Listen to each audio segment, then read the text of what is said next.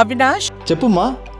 దగ్గరలో ఉన్న మెడ్ప్లస్ కు వెళ్ళి మెడ్ప్లస్ బ్రాండ్ మెడిసిన్స్ అని అడిగి కొనుక్కునరా. అక్కడ 50 to 80% తగ్గింపుకు వస్తుంది. మీరు తీసుకునే అదే మందులు, అదే నాణ్యమైన మందులు, కానీ సగం ధరకే. రామ్ గోపాల్ వర్మ ముందస్తు బెయిల్ కోసం ఏపీ హైకోర్టులో వేస్తే రేపటికి అది వాయిదా పడింది సార్. రామ్ గోపాల్ వర్మ దొరకట్లేదంటే ఏపీ పోలీసులకు. అవును, అరెస్ట్ చేస్తారనే భయంతో తప్పించుకొని వెళ్ళాడు, అందులో సందేహం లేదు. అతని కోసం వెతుకుతున్నారు పోలీసులు. అతని ఉద్దేశం ఏంటంటే ఇవాళ యాక్చువల్గా హైకోర్టులో బెయిల్ పిటిషన్ ఉంది కాబట్టి లక్కీగా హైకోర్టులో బెయిల్ కనుక వస్తే అప్పుడు బయటకు వచ్చేవాడు. అప్పుడు బయటకు వచ్చి కోర్టు ఏముంటుందంటే మీరు వెళ్ళి ఇంట్రాగేషన్కి హాజరుగండి, కానీ అరెస్ట్ చేయొద్దు అని పోలీసులు ఆదేశిస్తుంది అని ఈయన ఎక్స్పెక్టేషన్. అది జరగలేదు. ఇవాళ రేపటికి వాయిదా వేశారు కాబట్టి రేపటి వరకు ఈయన అజ్ఞాతంలో ఉంటాడు. ఈ విధంగా రేపేం జరుగుతుందనే దాన్ని బట్టి రేపటి డెవలప్మెంట్స్ ఉంటాయి. అంటే రేపు ఐదర్ బెయిల్ అన్నా ఇవ్వాలి, లేకపోతే పోలీసుల్ని కోయర్సివ్ మెజర్స్ తీసుకోవద్దు అని ఏమన్నా డైరెక్షన్ ఇవ్వాలి, లేకపోతే అదేమీ లేదు మీరు వెళ్ళండి, వాళ్ళు క్వశ్చన్ చేస్తే మీరు వెళ్ళి హాజరుకండి అని చెప్పొచ్చు, తెలియదు. అయితే ఇక్కడ పాయింట్ ఏమిటంటే గతంలో రామ్ గోపాల్ వర్మ ఎంత దిలాసాగా ఈ పనులు చేసేవాడు, ఇప్పుడు ఎంత భయపడిపోతున్నాడు చట్టాన్ని చూసి, పోలీసులను చూసి. ఈ మాట ఎందుకు చెప్తున్నానంటే 2023లో చంద్రబాబు నాయుడు గారిని అరెస్ట్ చేసి జైల్లో పెట్టారు, రాజమండ్రి జైల్లో. అప్పుడు రామ్ గోపాల్ వర్మ మాట్లాడిన మాటలు, ఆయన చేసిన ట్వీట్లు ఎంత వ్యంగ్యంగా ఉన్నాయంటే రాజమండ్రి జైలు ఎదుట నిలబడి, మరి ఎందుకు వెళ్ళాడో తెలియదు, దానికోసం వెళ్ళాడేమో తెలియదు, ఫ్లైట్ వేసుకొని ఈ selfie with Rajahmundry central jail, selfie with Rajahmundry central jail అట.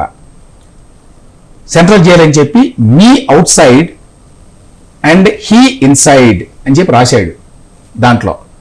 సో వర్మ ఆ రోజున ట్విట్టర్లో ఎంత ట్రోలింగ్ చేశాడంటే చంద్రబాబు నాయుడు గారు జైల్లో ఉంటే, బయట మామూలుగా ఉంటే ట్రోలింగ్ చేసినా పర్వాలేదు, ఒకటి ఆయన అపోజిషన్లో ఉన్నాడు, రెండు ఆయన జైల్లో పెట్టారు.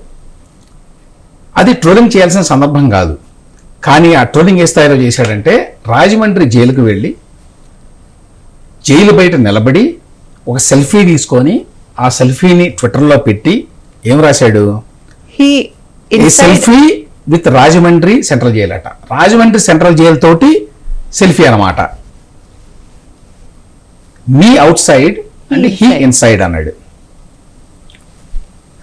నాకు అనిపించింది ఏంటంటే చూసిన తర్వాత త్వరలోనే మళ్ళీ ఈ selfie with Rajahmundry central jail తీసుకునేటువంటి అవకాశం రామ్ గోపాల్ వర్మకు వస్తుంది. అంతేకాదు అప్పుడు ఆయన మీ ఇన్సైడ్ హీ అవుట్ సైడ్ అని కూడా రాసుకోవచ్చు, వాళ్ళు ఎలా చేస్తే రాసుకుంటారు సార్. ఆ రోజు కోసం చాలా మంది ఎదురు చూస్తున్నారు. రాజమండ్రి సెంట్రల్ జైలులోనే సెల్ఫీ తీసుకునేట్టుగా అవకాశం కల్పించాలి వర్మకి.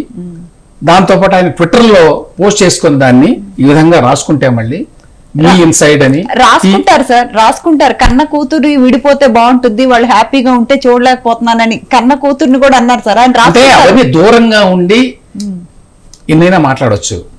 4 గోడల మధ్య పెట్టి 3rd degree ప్రయోగిస్తారేమో అనే భయం ఉంటుంది చూసావా. ఇప్పుడు భయం ఉండే కదా పరిగెత్తాడు. మామూలుగా అయితే వర్మ హెరాయిక్గా అక్కడ ఉండేవాడు కదా, నిన్న అనుకున్నాం కదా మామూలుగా అయితే ఎట్లా చేసేవాడు. అట్లా చేయలేదు అంటే అర్థం ఏంటి, భయపడ్డాడనే కదా. అంటే ఆ భయం ఎందుకు వచ్చిందంటే జైలుకి వెళ్లాల్సి వస్తుంది అనేటువంటి ఆలోచన. అది లేనప్పుడు ఎన్నైనా మాట్లాడచ్చు. యాక్చువల్గా ఫిజికల్గా మనకి ఏదన్నా హాని జరుగుతుంది అనుకున్నప్పుడు ఉండేటువంటి భయం వేరు, మామూలుగా కూర్చొని డెన్లో ఫిల్మ్ నగర్లో మాట్లాడే మాటలు వేరు. కాబట్టి రేపు ఏమవుతుంది, రేపు హైకోర్టు వాళ్ళు కేసు టేకప్ చేస్తారా, టేకప్ చేసి రిలీఫ్ ఇస్తారా వర్మకి? ఒకటి మాత్రం చెప్పగలను, ఒకవేళ రిలీఫ్ ఇచ్చినా కూడా వర్మ మళ్ళీ ఇప్పట్లో ఈ రకమైన ట్రోలింగ్ చేయడు. చాలా కాలంగా ఆపేశాడు. ఇంకా చెప్పాలంటే ఇప్పుడు నేను ఏదైతే ఆ సెల్ఫీ చూపిస్తున్నామో స్క్రీన్ మీద, సో ఆ భయం అయితే వచ్చింది ఆయనకి. అది చెప్పుకోవాల్సిన విషయం. అంటే కోర్టు రేపటికి కేసు వాయిదా వేసిందంటే రేపు టేకప్ చేస్తారు. టేకప్ చేసినప్పుడు 3 పాసిబిలిటీస్, మళ్ళీ వాయిదా వేయచ్చు, లేదు వర్మకి రిలీఫ్ ఇవ్వచ్చు. రిలీఫ్ ఇవ్వడం అంటే పోలీసులకి డైరెక్షన్ ఇస్తారు, మీరు కోయర్సివ్ మెజర్స్ తీసుకోవద్దు అని.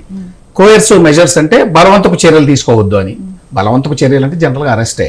రిలీఫ్ ఇచ్చినా కూడా మీరు చెప్పిన లెక్కల ప్రకారం అజ్ఞాతంలో నుంచి బయటకు వచ్చే అంటే దాఖలా కనపట్ల. అజ్ఞాతం నుంచి బయటకు వస్తాడు, అప్పుడు అరెస్ట్ చేసే అవసరం లేకపోతే ఇంకా భయమే ఉంది. కాకపోతే ఇంతకు ముందులాగా ట్వీట్లు చేయడు అంటున్నాను నేను.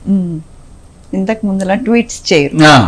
అంటే హేళన ట్వీట్లు, ట్రోలింగ్ ట్వీట్లు చేయడు. అది ఇప్పటికే చేయట్లేదు, ఈ మధ్య కాలంలో లేవు యాక్చువల్ గా.